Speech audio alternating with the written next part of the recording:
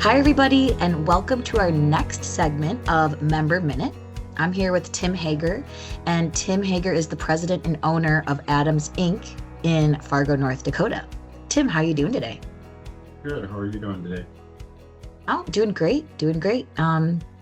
Just looking forward to talking a bit with you. And I heard that you are celebrating 100 years in business. How does that feel? It's actually kind of surreal. It's hard to describe knowing that the business is around for a century and it's set up to be here for another 100 years, which is a great feeling. Our team has done an amazing job to get us here, so it's a great feeling. Yeah, how many people work at Adams Inc.? We have six that are on staff. We have quite a few subcontractors that work for us for installs, but our core company is six. That's amazing. So six of you have, you've set yourself up for another 100 years and you've gotten to where you are. That's really impressive. Yeah, at one point the company had 200 employees, but was sold off as divisions in the early 80s. So we're the surviving one, and six seems to be our good mix right now. Hoping to get to 10 at some point, but I think that's our sweet spot for being able to handle what we do and continue to serve our customers. Small but mighty. Yep. You're in good company because MHEDA we only have 12. Yeah.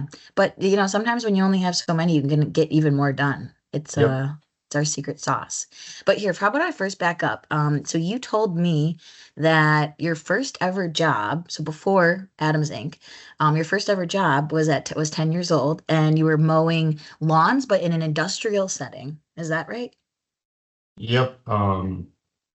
At age 10, I kind of decided I wanted my own money, and so my parents said, go find a job, and happened to be a company that was next to what is Adams, and they were looking for someone to do mowing, weeding, clean up their yard weekly, and they hired me, and I did that for about 4 years. I love that. So also a little bit of an intro into industrial and into that side. But what was your first introduction to material handling? About age 15, I started helping with installs, climbing pallet racking, doing shelving, doing some conveyor work. So I did that on days off from school when we had breaks or weekends when they needed help here or there.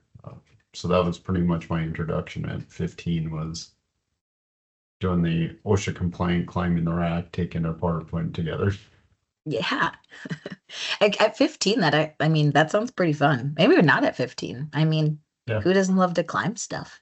right. And a couple of my friends joined us, and it was more, I hate to say it, but fun than work back then. Of course. Of course. I always say, I'm like, if you can't find the fun in what you're doing, what's the point of doing it? You know? Exactly. So, um, then I suspect, or tell me if I'm correct, but I assume that you've probably worked in many different facets of the industry or even just Adams. What have all your roles been? I would say back when I was 15 and 16, 17, I helped with installs. And then I kind of walked away from the material handling world and went into more construction and emergency services. I got my paramedic license and fire license and did that for a few years, and then went into project management for a large HVAC contractor for about 12 and a half years, and then got lured back to material handling. So it's kind of come full circle. And now I've been here for 15 years and gonna be here for probably another 15. Yeah. Yeah. Yeah. What's the longevity that you have on your team? Um, the longest employee we have had is 46 years, and he's still here. We had a couple others that were in the 40-year mark that have retired in the last few years. So we've had quite good success. And then our VP would be coming on almost 13 years now, as Oh, well. wow. So we've got real good retention for the most part. We've had some growing pains with like others have experienced with some sales staff that comes and goes, but for the most part, our core has been here for a decade or more. Yeah. Yeah, that's amazing. It's funny, I think everyone gets lured back in, maybe lured's the wrong word, but back into material handling. No, that's accurate. Yeah. Yeah. There's something, I don't know, it's a great industry and the people that you meet are just real and that's why I love the industry. What do you think, what would you attribute to your longevity and your success? I would say our core values are trust, honesty, and transparency. Um, we base our whole relationships on trust with our customers. We look more for the solution than just selling a quick commodity or quick item. We'd rather invest in the relationship with the customer to truly find what they need. Um, and then we're upfront honest. If we can't meet their budget, we find a way to stage that. Um, and I think when there's an issue, we're upfront right away with it. And we tell them, here's what the issue is, but we already have a solution for you. And I think that's really helped us grow and stay where we're at. And in a world where it's not always so transparent and people aren't so honest, I think it's a breath of fresh air to our customers that they know if we say it, it's going to be true.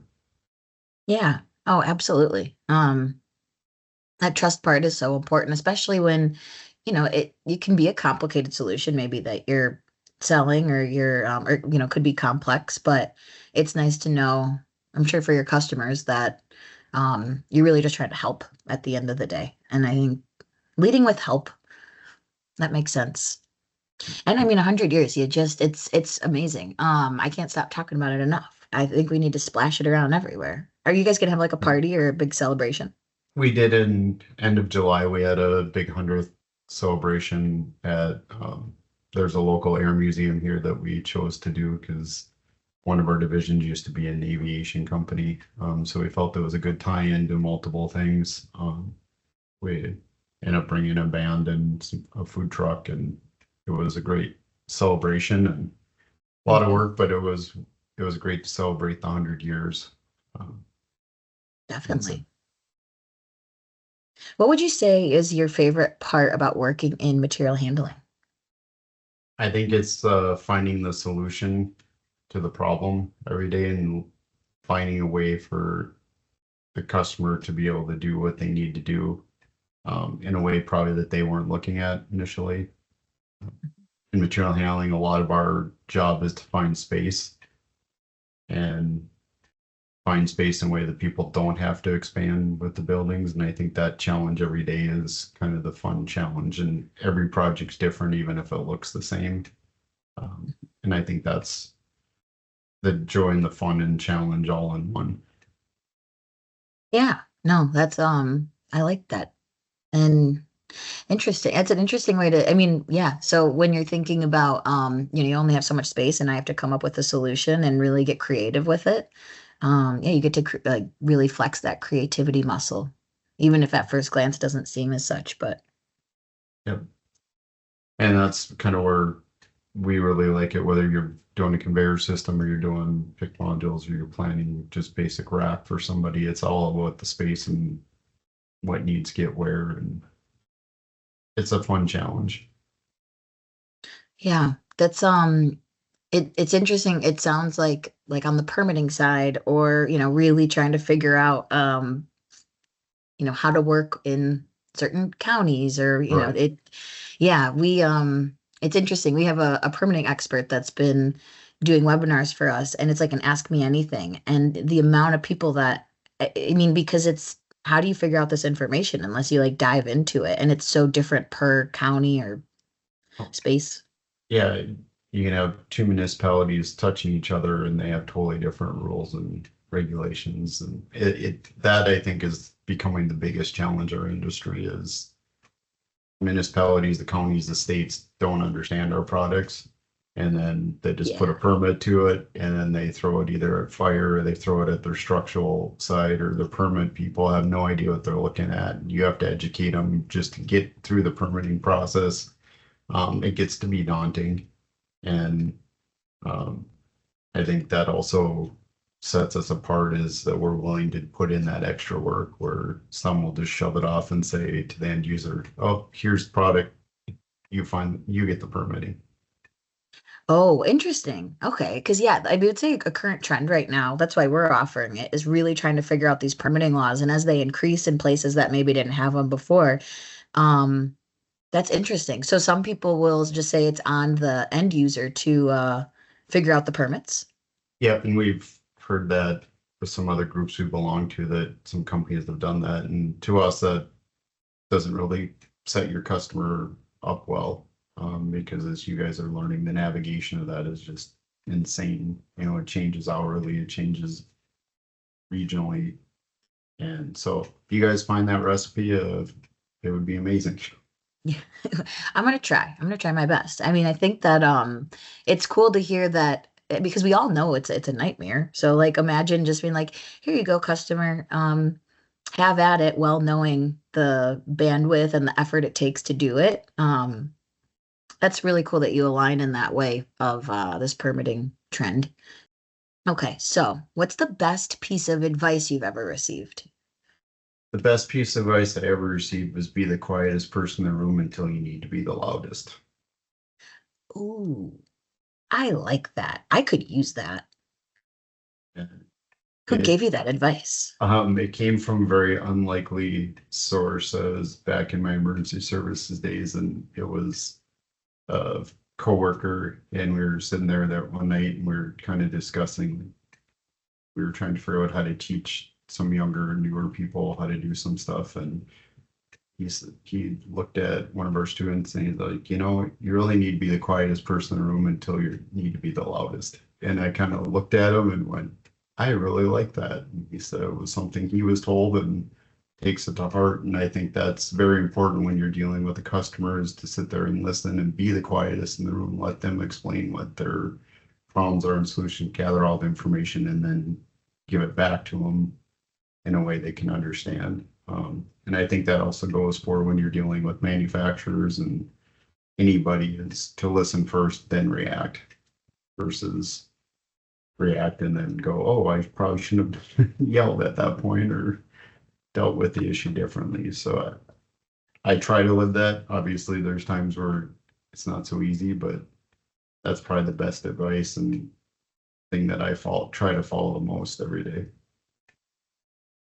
I'm like, I'm gonna remember this one.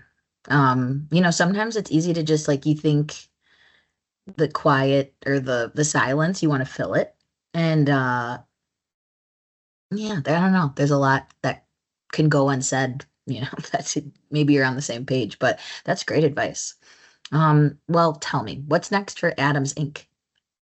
Um, in the near future, we're looking at doing our own larger building, moving into some more space to be able to stock more product, be more efficient, be able to have room for more staff ads, um, and also just growing our reach, growing our customer base.